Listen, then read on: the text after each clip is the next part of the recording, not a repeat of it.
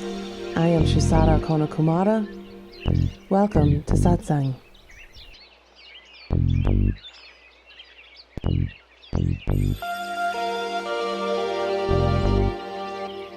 You are beginningless.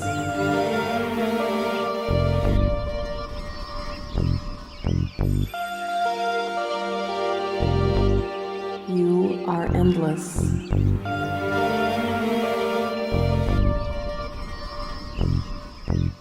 You are divine.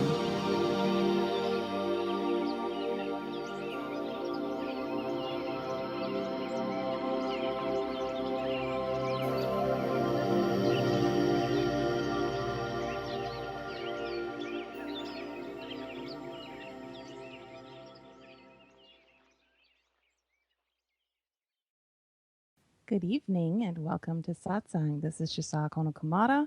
I am joined by PLAN, and someone told me today that I had to mention on air that it is my birthday. And there's really no place I'd rather spend it than on the air with you. Let's go ahead and get started. After we finish the actual protection, go ahead, stay in that space. I'm going to do something a little different tonight, so bear with me, okay? Take a nice deep breath. Call yourself forward.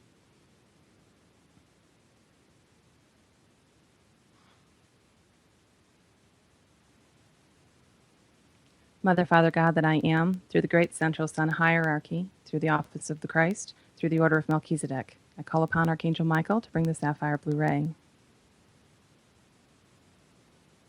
Cut away, cut away, cut away anything in all of our four lower vehicles not emanating directly from our I Am presence.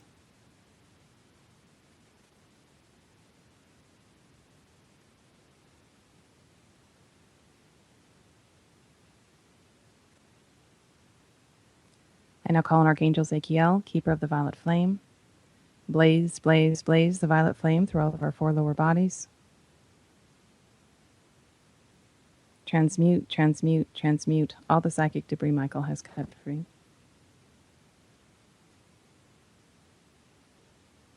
I now bring forth the invincible ring pass knot and the mirror blue light of invisibility to completely surround each of us.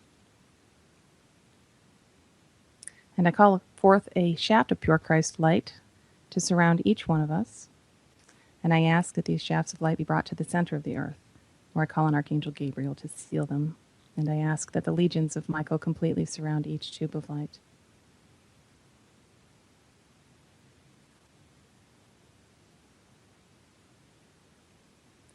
And now I ask that our vibrations be raised high above the psychic and astral worlds to the highest realm of illuminated truth we each can attain at this time.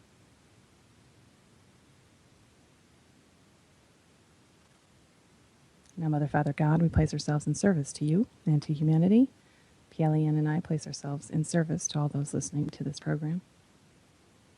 We ask that only that which is direct from you be permitted into our perceptions and that all else of the lower mind be kept out.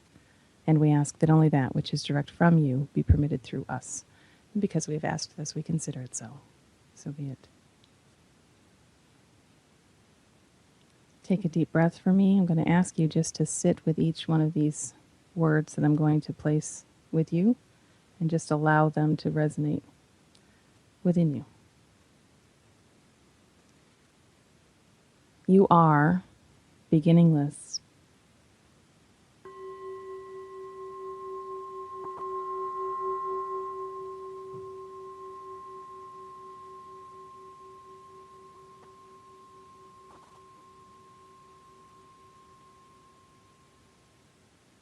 You are endless.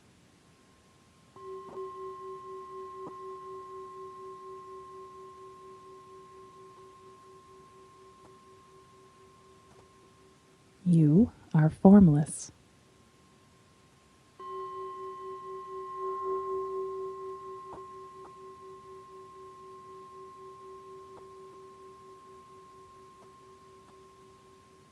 You are single.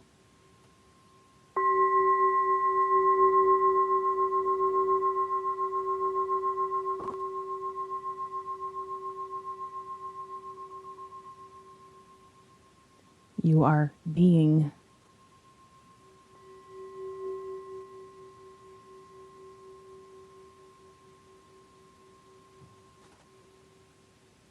You are knowledge.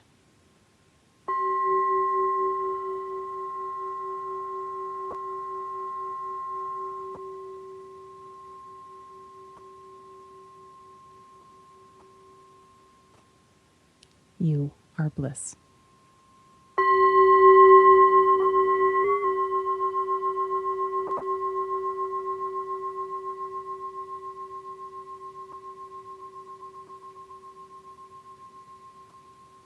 Om Shanti Shanti Shanti.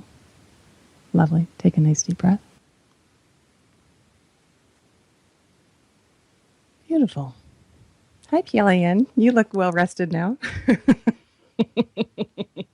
That looked good for you, yeah? That was very nice. A lot of heart expansion. Beautiful. All right. It seemed appropriate tonight to remind you of what you actually are in this time of chaos that everyone is moving through on personal and collective levels. I want to start tonight with something that an interchange that PLAN and I had before the program. I'm going to ask PLAN to ask the question that she asked, but you have to censor it, and then and then I will answer it the way I answered it. It's a good start to the show, though. So what did you ask me? Well, should we? All right. Well, it started with the fact that we were talking about what's going on right now with everyone. And I had mentioned that everyone is messed up right now. And you said that. Should I say what I said? Yeah, go ahead. So she said this, and I said, well, everybody always has been. It's just becoming more obvious now. And that's the truth of the matter.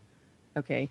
The ego, the lower mind, the personality, however we want to label it, is crazy. It's absolutely crazy because it was built on a faulty presumption. And just that alone created this this pattern in consciousness that is absolutely insane. It's absolutely insane.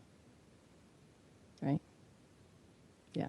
So the question is, so you asked me another question based on that, yeah, before? Yes, because my thing was what happened that people are just now starting to, like, if everything has always been crazy like this, what happened that people are all of a sudden now realizing, or things that are coming up, like what's different, basically? Right. And so my answer was, as it usually is, rather disappointing in its brevity. And my answer was, because it's time. And really, that's it.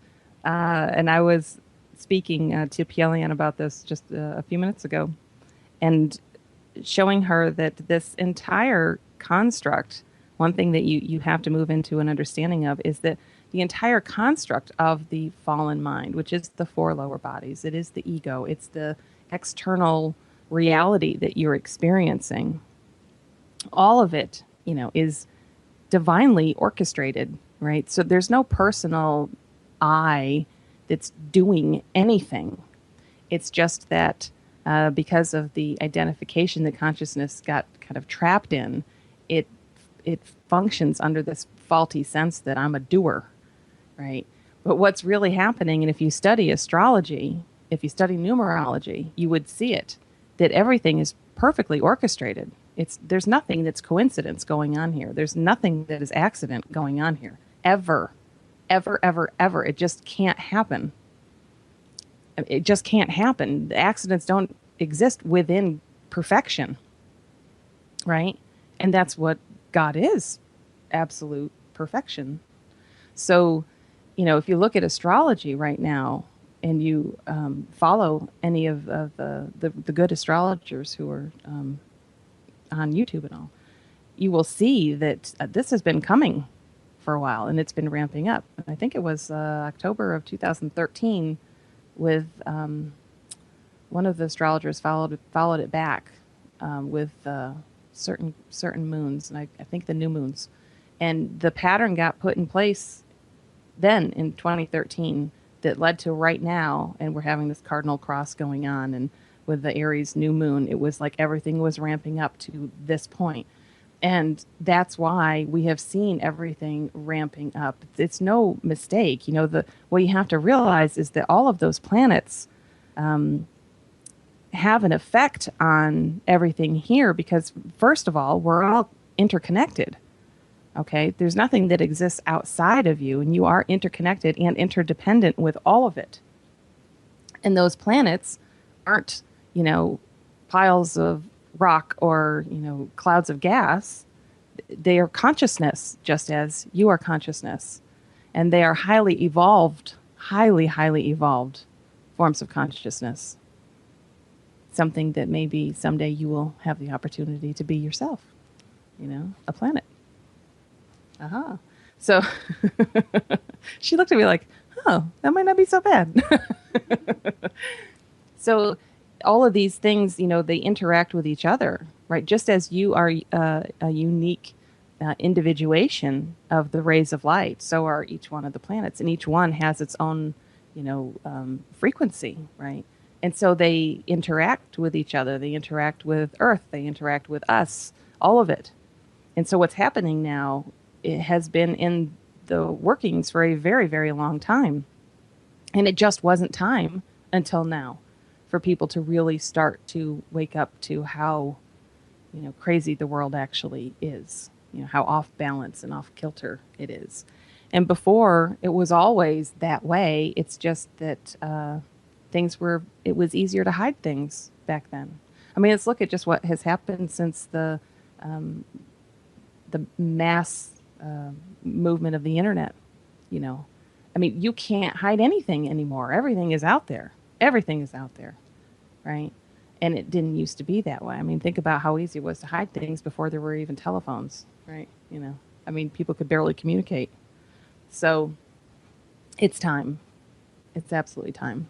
And it's time now for the deepest levels of collective pain to really come up to be looked at. The thing that holds the construct in place is the fact that collectively we've been in denial of our collective pain. And when you're in denial about something and you refuse to look at it, it holds it in place. That's where the power is. It's in your own action of non-action, right? But once you look at it, once you bring it to light, it just doesn't have the power to hold anymore like it did. Now, it can still maintain a certain amount depending on how willing you are to really look at it, right? And to dissolve it out. But it'll never be what it was before it was actually seen. See what I'm saying? And that's an important thing to know right now. So I was given a push earlier to share a Rumi quote with you tonight that I put it on Facebook. So if you follow our Facebook page, you will have already read it, I'm sure. But it's perfect, I think, for right now because so many people are experiencing this on many levels. And I think that this is just a beautiful thing to get you to sit in and understand that this has its place. Okay, so Rumi said, sorrow prepares you for joy. It violently sweeps everything out of your house so that new joy can find space to enter. It shakes the yellow leaves from the bough of your heart so that fresh green leaves can grow in their place. It pulls up the rotten roots so that new roots hidden beneath have room to grow. Whatever sorrow shakes from your heart, far better things will take their place. And it is so beautiful to me.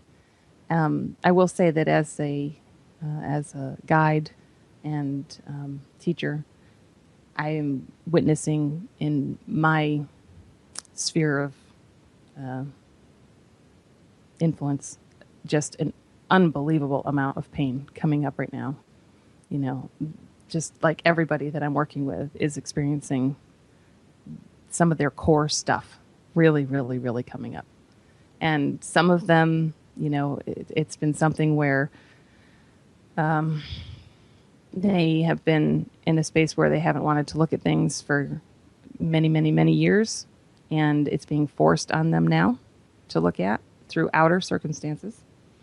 Others are feeling the inner pull to look deeper at things that have been going on, where they've had indications that point to deeper levels of pain. And they're taking that opportunity to now go into it and actually experience it. Okay, question. Can I ask what this actually came up while you were talking, just so I can clarify for people, because you're actually talking about it now, how you were saying how if you don't look at it, it will manifest in the physical. Yes. Can you give an example for people of like how it can actually manifest in the physical if they don't look at it? Okay, so I'm going to be careful with that because I don't want to put expectation into people's heads so they're projecting out that, oh my gosh, if I don't do this, that's going to happen, right? Because that's exactly what mind would do with that. But what I will say is this, you have an opportunity, everybody does. Things will come, remember, it's all God, right? And so literally, if you detached from the personal self and just walked around in your world experiencing everything as God, you would understand and see very clearly that God is always communicating with you. And what God is communicating most of the time is the things that need to be looked at, right? We don't see it because we see it as a separate person who has their own issues. And we see that, whatever, they have an issue with me, blah, blah, blah, blah, blah. And then we get defensive and then we get self-righteous. We go into all this stuff. So we don't see the messages that are coming our way all the time. So for someone who is really committed to doing their inner work, they pay attention to what people say to them, right? Because if there is, remember last week I spoke about emotion. And if there's the slightest bit of emotion attached to something that someone says to you and you feel an emotion there, that means there's an identification that's going on there and you're experiencing resistance to what's happening, right? So it's something that is hidden from you, or you wouldn't be experiencing the negative emotion that you're experiencing. It's hidden, okay? It's unconscious. So the side of it that you can't experience is the conscious side that you have consciously chosen to hold on to. And then the side that you have been pushing into the unconscious mind is the one you don't want to witness as yourself. So you see it in the other person and then you blame them for being that, but you can't see that it's actually you that is that, and you aren't willing to recognize it. Now, if you're in a space where you can go in and start to look at these things very objectively, and that's what it takes. You have to be very objective. Remember, I told you all in the beginning, call on the objective observer, ask that be formed for you, because that is the key piece to doing this work. You cannot do this work unless you can be objective about yourself. All right? It's also personal, but until you can pull back and view your personality as something completely outside of yourself, you can't really get in to see what is there to see, because you'll hide it from yourself. Okay, that's why people can't do the work by themselves, is because without a guide who is capable of holding that space, of being that kind of objective, right, you can't see it yourself. Mind is far too subtle and far too tricky. It'll always spin you. Even if you're onto something, it'll always kind of pull you out of it and make you go in a different direction. All right. So that is the opportunity. If the opportunity continues to come, and say it's through, initially it's messages you're getting from something you got in the mail or something you see on the TV or something a neighbor says to you or whatever, and you see it, but you are like, no, and you just kind of push it away and you move on. Okay, it's going to continue to come back, right? So Spirit's always sending you another opportunity. Well, at a certain point, it's kind of like, I guess for some people it just takes, kind of getting hit over the head by a 2x4 to finally get the message, right? So if of course you don't look at it because there's fear attached to it. There's always fear attached to something that we perceive will be painful, yeah? And so remember that the initial experience of consciousness when it perceived its own separation was of extremely deep, deep pain. And so because the lower mind was born out of that pain, it doesn't want to go back into it. So it works very hard to stay outside of that state. So it really takes someone very courageous, to go in and look and be willing to see the things that aren't pretty about themselves. And everybody has them. You have to have all of it, right? Because all of it is here, and you are all of it. So you have to see it within yourself. After a certain amount of time, it's kind of like Spirit says, okay, so enough is enough. Obviously, we've given you enough chances to do it the right way, or the easy way even, and now we have to bring it to you in a way that you can't miss it. And that's where, in your outside world, you really can experience something. And it will be something that will hit home hard enough that it can bring you to your knees. I mean, literally. So it could be anything from like the loss of a job, the loss of a loved one, a marriage that ends, an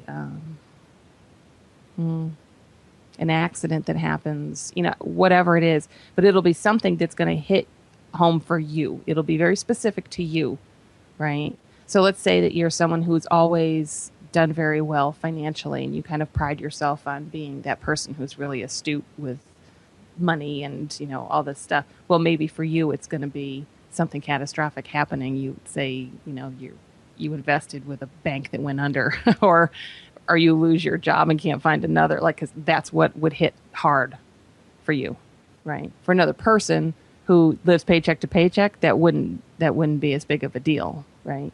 It would have to be something else for them. So this is where now is the time, especially as we see all of this stuff ramping up in the world. Now is the time, if there ever was one, to really start doing your spiritual practice, because there's no time to lose anymore. What we're looking at is the dissolution of the inner and the outer worlds. Okay? The inner and the outer worlds are the same thing, but you can't see it. And at some point, everybody will have the experience of recognizing that the inner dialogue and the outer dialogue are the exact same thing. There's no difference. None.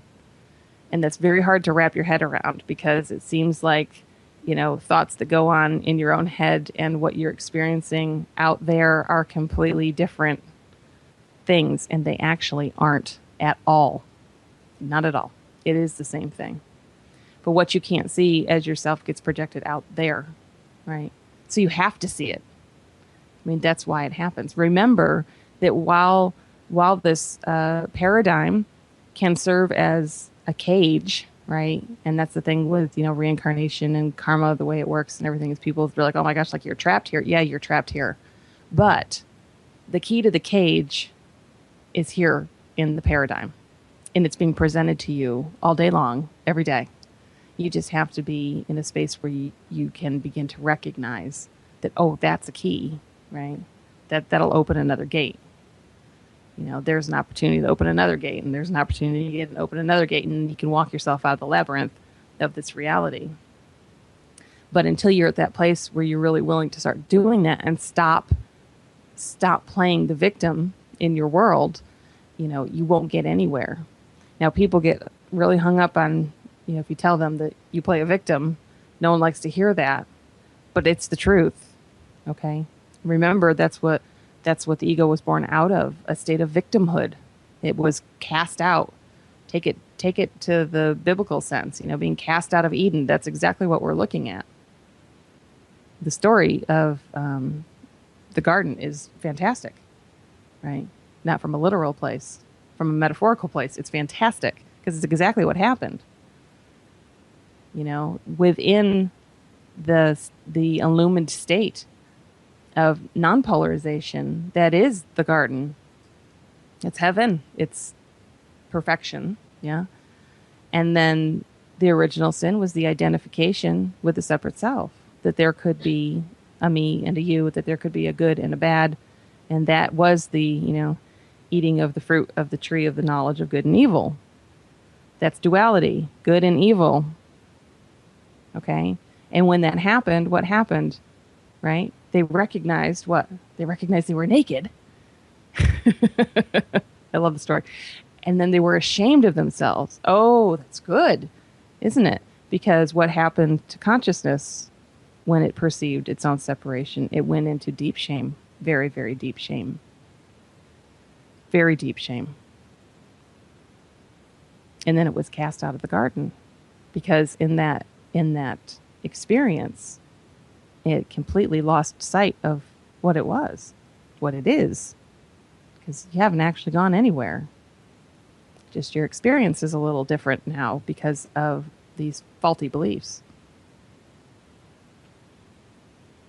But you still are God.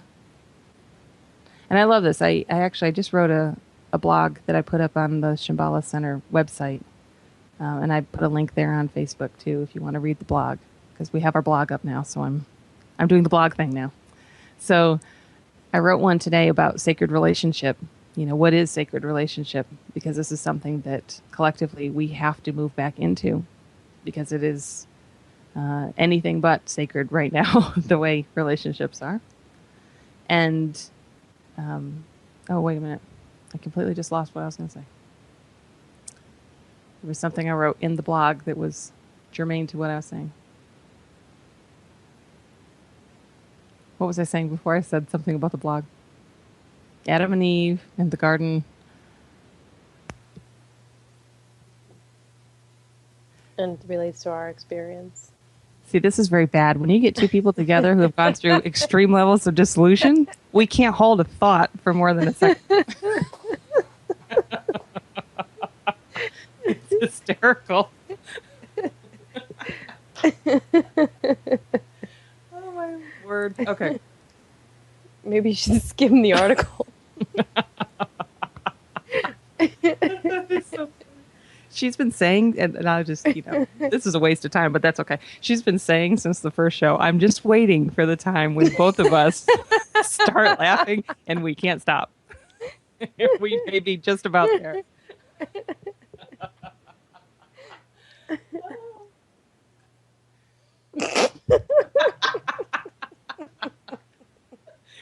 Oh, my.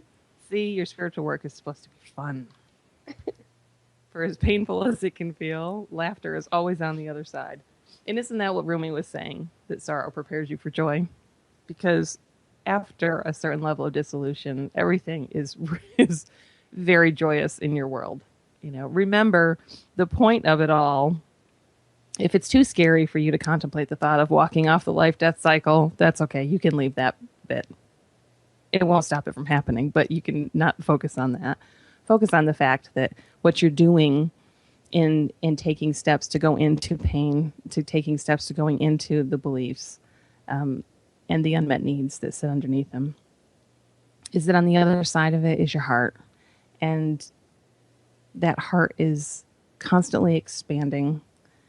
It is full of joy and peace and the most beautiful states of awareness.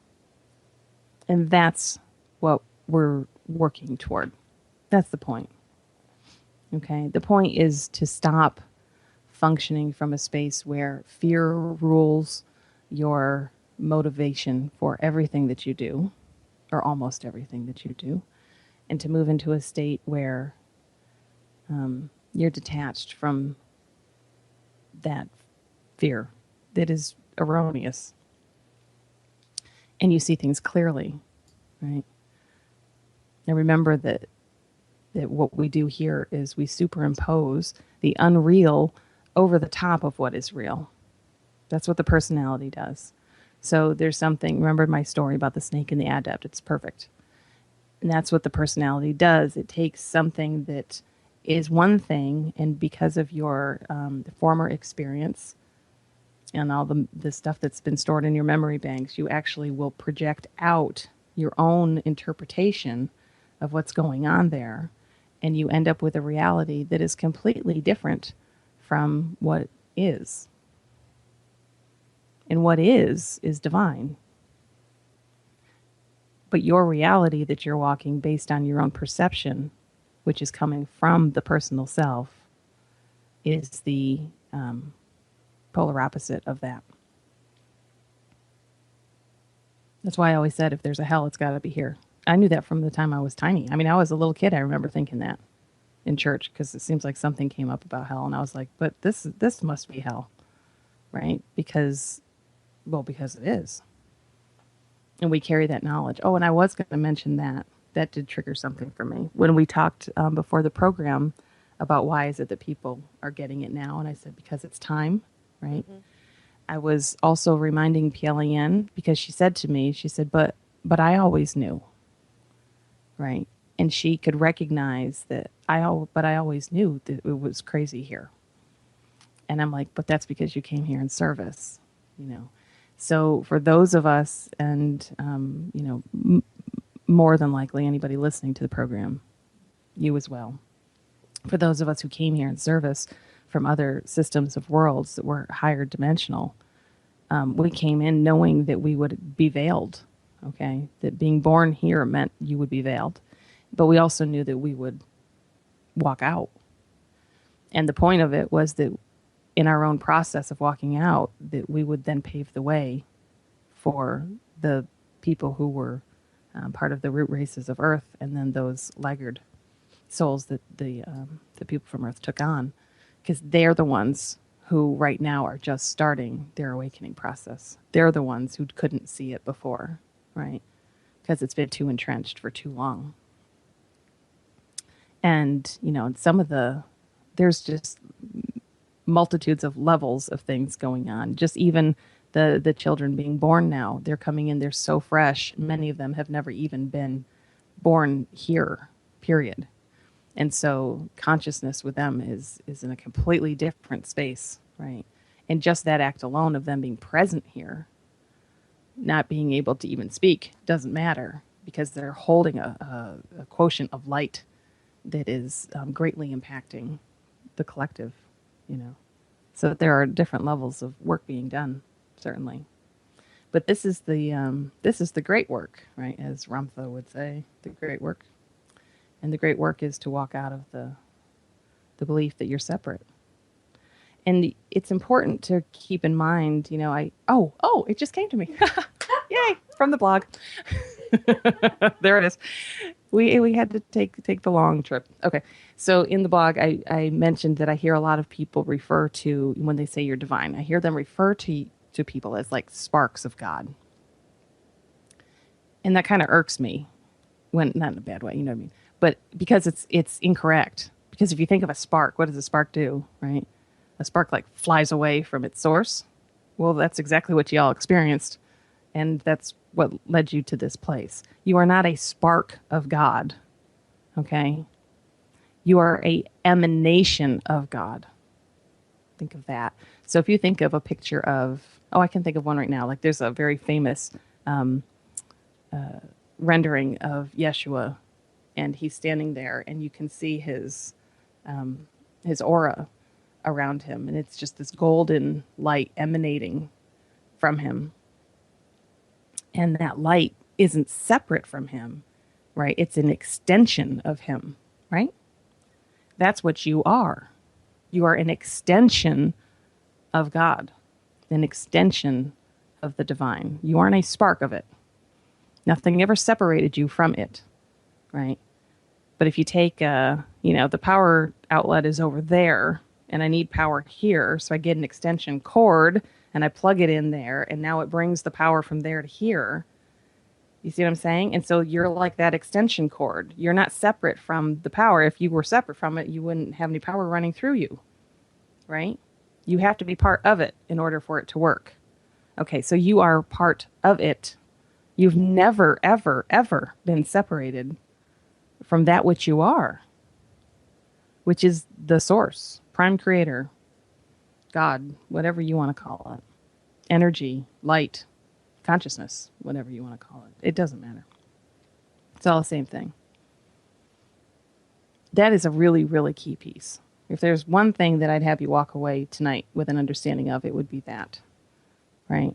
Your actions don't make you divine. You are divine, right? And now we're moving to a place where we are coming more and more into the space where our actions will begin to reflect the divinity that we are.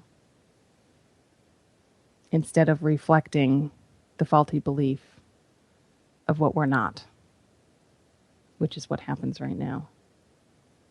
Because people love to say words, words are great.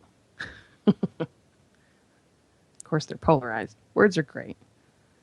And I could tell you I love you and that you mean the world to me, and then tomorrow you could do something that I don't like and I could slap you across the face, right? Is that an action of love? I don't think so.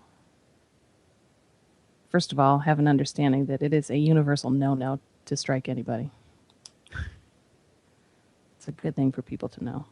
That's one of those biggies that you just don't do it. You don't do it. Very, very, very karmically binding.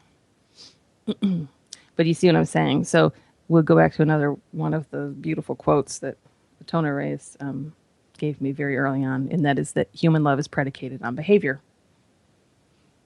It's a perfect statement. It means that as long as you're doing what I think you should do and the way I think you should do it, I will love you, or I will experience love for you.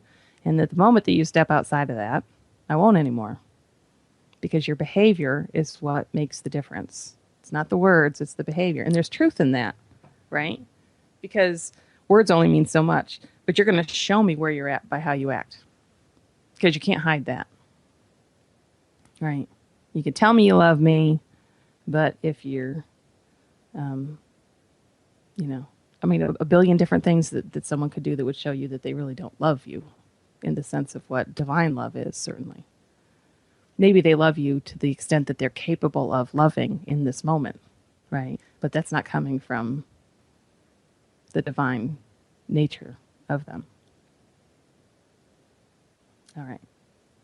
So that's the biggie for tonight. Remember that you are God. See, I think that throws people. It seems so overwhelmingly big. I'm God, right? And then, of course, so many people would get really hung up on the, oh, you know what's really funny? So we live in Charlotte, North Carolina, right? And there's a program here called Bob and Sherry on the radio.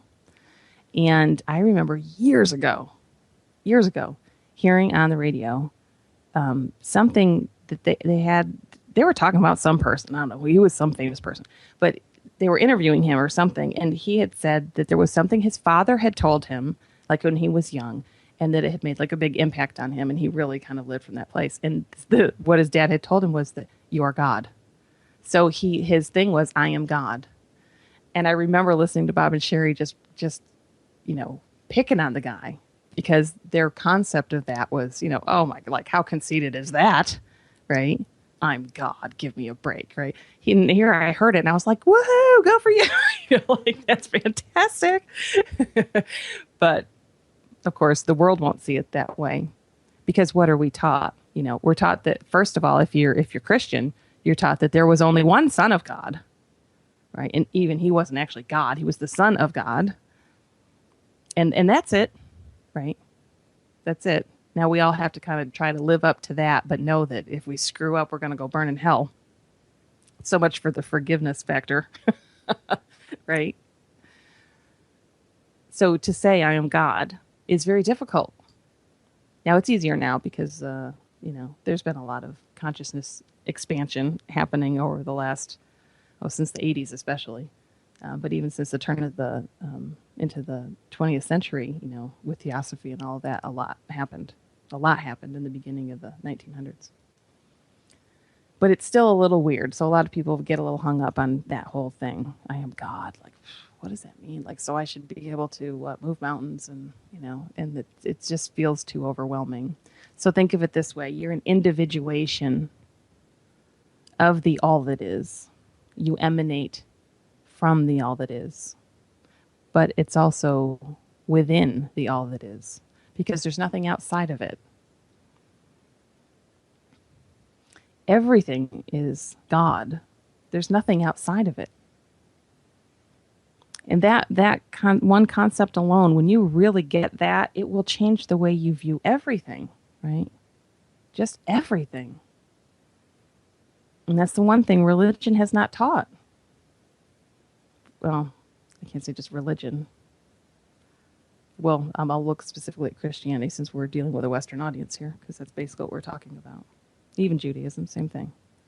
It hasn't taught that the only thing that exists is God, and that you have your being inside of that. You know, you live and have your being within God. You know, it can be a little difficult to wrap yourself around, because if you take it from the space of, you know, wow, like the universe, you can't even wrap your head around how big that is, and that exists within God. And then there's the multiverse and dimensions upon dimensions and multiverses within the dimensions. It's like, wah! It's like going to a quantum physics seminar. It'll hurt your head, but that's good. Do your work until it hurts your head. And you know that is very good. The reason that your head will start to hurt is because it's creating a threshold. It doesn't want you to move past it. And she's shaking her head because she knows that feeling. What was it for how long? It was like the first month you worked with me. What did you say to me before? Yeah, I had a headache for a month straight. Now everybody's going to be like, they're going to turn their thing off. Never mind. I don't want it that bad.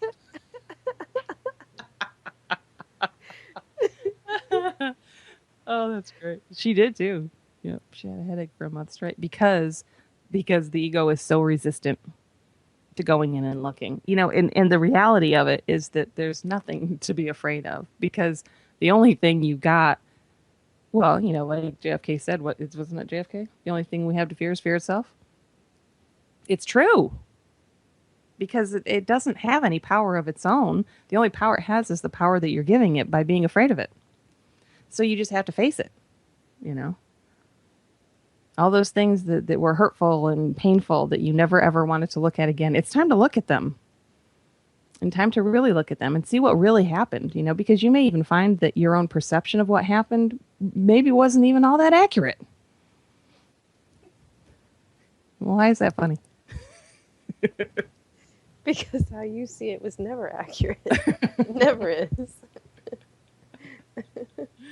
Oh, so accurate within your own perception, not accurate from someone else's perception, right? More than likely. If you have a perception of something that's happening between you and another person, their perception is going to be completely different, of course. And what you can't see is the funny thing, and it actually is very funny, is you can't see that you're both having the same exact experience. So even though you think you're on different sides of an argument, you're having the same exact experience. No one ever has a different experience because there's only one experience to have, right? That's it. The program is the program. And the program doesn't have, like I said, it's not conscious. It's just on autopilot. It just does what it does. But if there's nobody paying attention to the program, it has no life.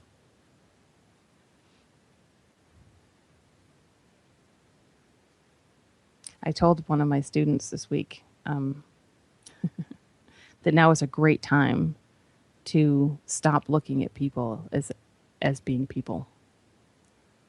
You know, it's a great time to really just look at everyone as a computer program. Or better yet, if you're a Battlestar Galactica fan, look at them as Cylons. Because that's the reality of it. That's what the personal self is. It is a program. A program that was constructed out of a false set of beliefs. It was constructed out of unmet needs.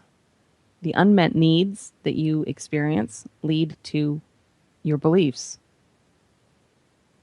And then what you do is you take a belief and you hold one side of that belief, and the polarized opposite of that belief also gets imprinted in your unconscious mind. So you are holding both, one that you're aware of, one that you're not aware of. But at a level, you are aware, aren't you? Because judgment comes. When the belief is challenged, judgment comes. Why does judgment come? Because you know that it's true, and you don't want to face it, and you don't want to look at it. So we'll take someone who is completely identified with being kind. We'll say being nice, right? Really identified with being nice and really opposed to people who are mean. This is very basic and this is a very simple way to see it.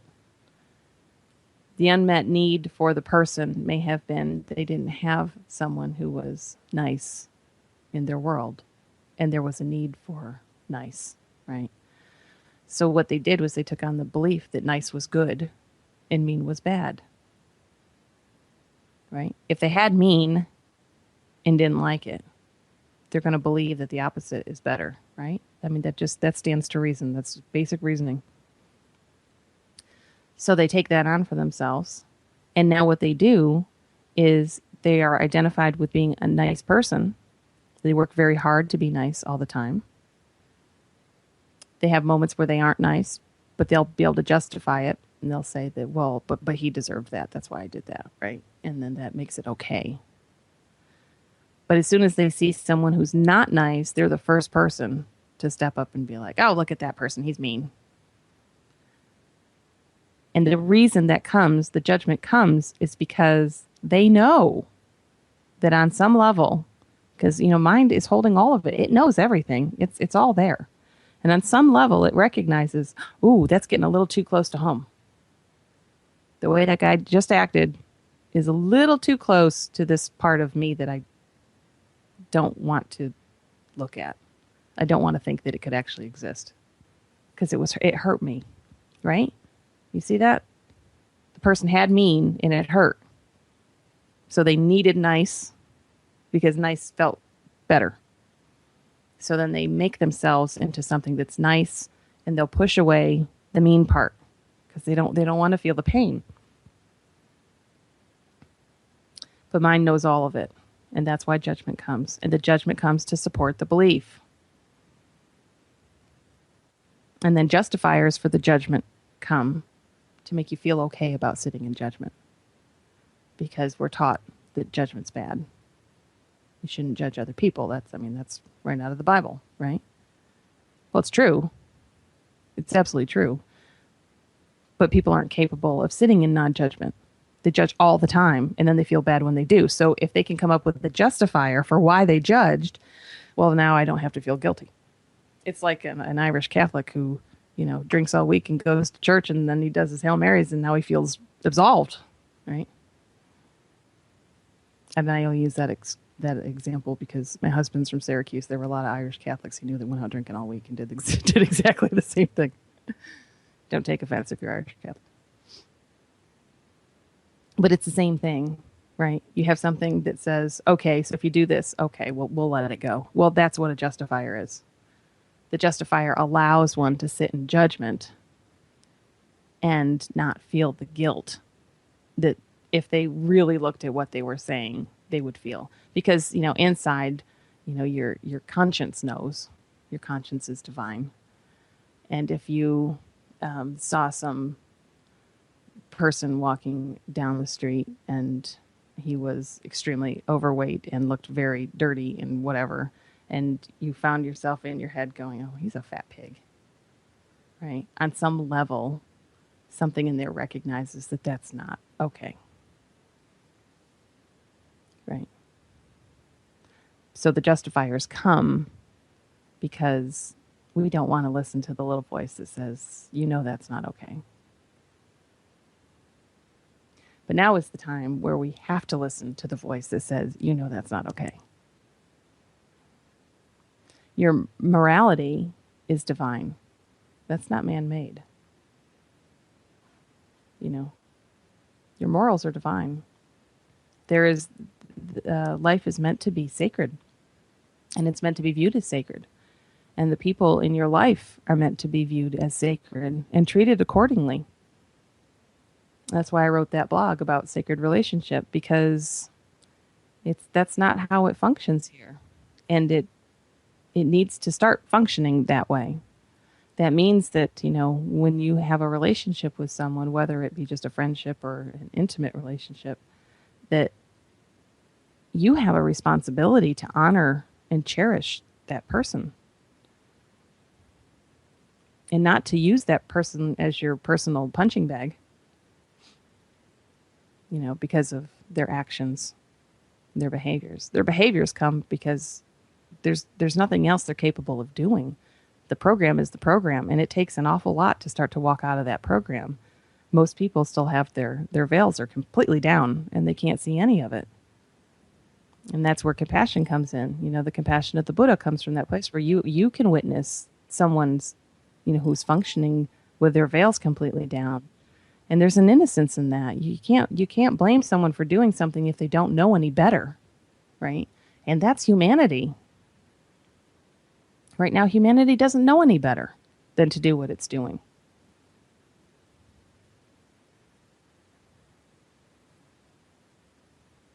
And it's up to us, those of us who are ready to do this, it's up to us to really start leading the way. And we will do that by example. We will take right action in the world. People won't understand it. At some point, they'll understand it. So some of our right action may look harsh. It may look cold. It may look all kinds of things to people because they're only going to see what they need to see in it, right? The reflection of themselves. But it's our responsibility to function from divine love, right? Are we good now? Yeah? Okay. So we're going to go into our closing meditation for the evening. It's a beautiful song.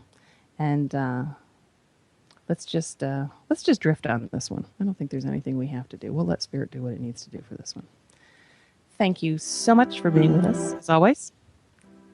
Our love to you, and we will see you next week. Good night.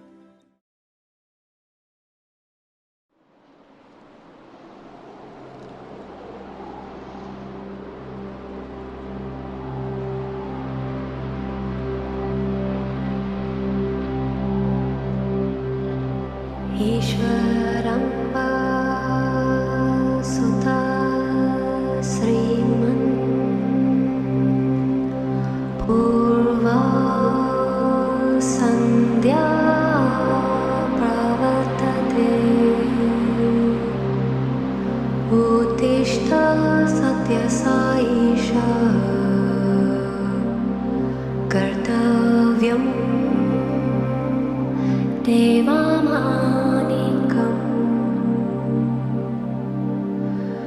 उत्तिष्ठ उत्तिष्ठ पर्दिश उत्तिष्ठ जगदीपते उत्तिष्ठ करुणापूर्णा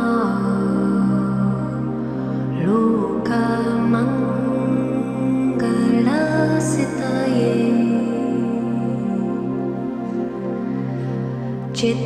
चित्रावती तथा विशाल सुशान्तसूति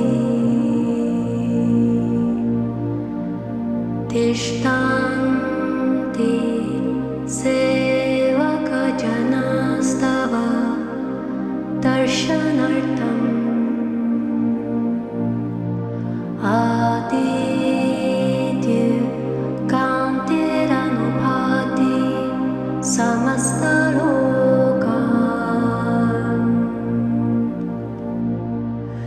श्री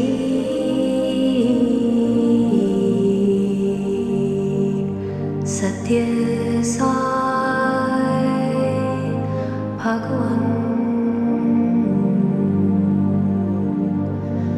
तव सुप्रभातम्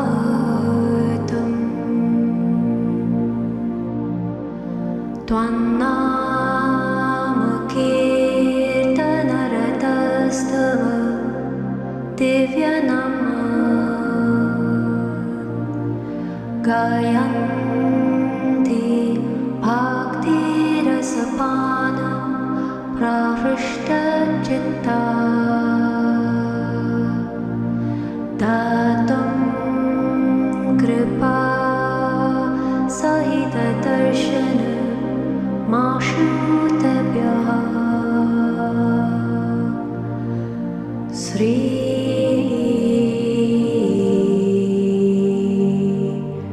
सत्य साई भगवान्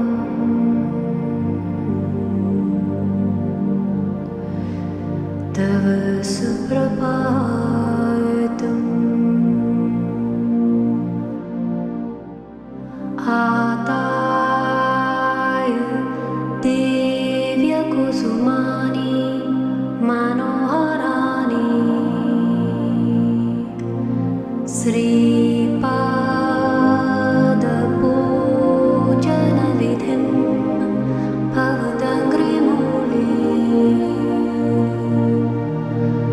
कर्तुं माहोत्सुकतया प्रविशन्ति भक्ता श्री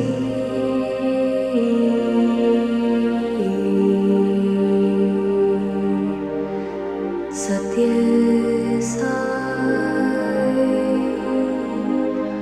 भगवान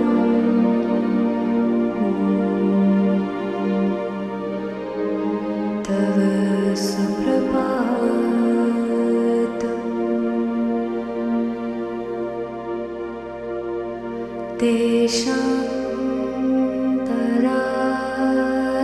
देशान्तरागतभूतस्तव दिव्यमूर्तिम्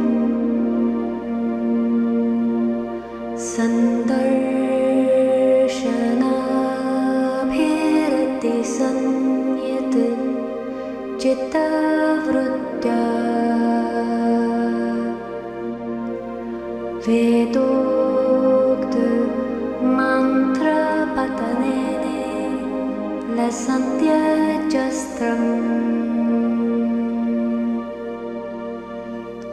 श्री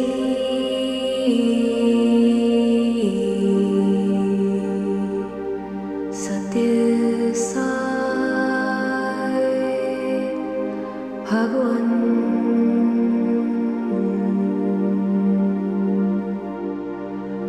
तव सुप्रभातम्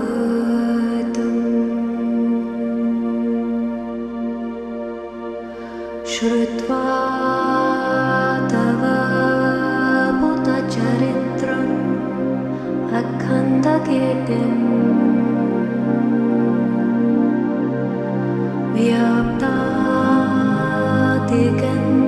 व्याप्तादिगन्तरविशाल धरातलस्मिन् जिज्ञासु लोक उपतिष्ठति च अस्मस्मिन्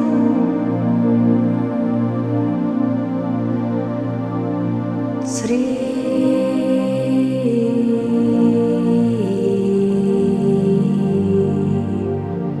सत्य साई भगवान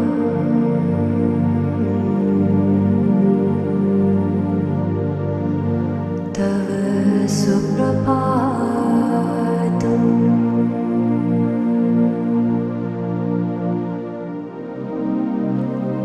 सीता सती समविशुद्ध हृदयं वचत्ता